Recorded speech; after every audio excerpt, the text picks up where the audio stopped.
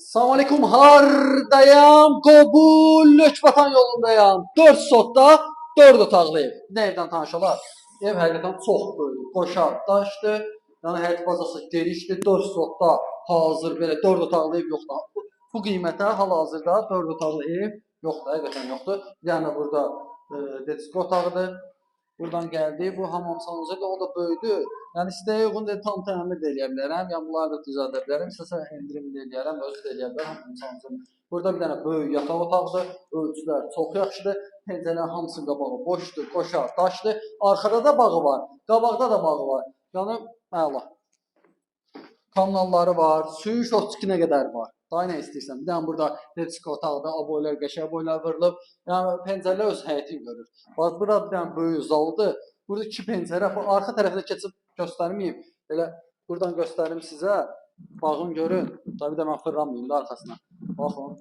Bax arxada bir rahat bir sotdan yuxarı arxada elə həyəti var. Ayrıca oranı bağ kimi istifadə etsən toğuca saxla. Yəni bu boyda həyətə görə bu kvadrat deyib. 100 kvadrata yaxın evin kvadratıdır. 13-ün 9-a.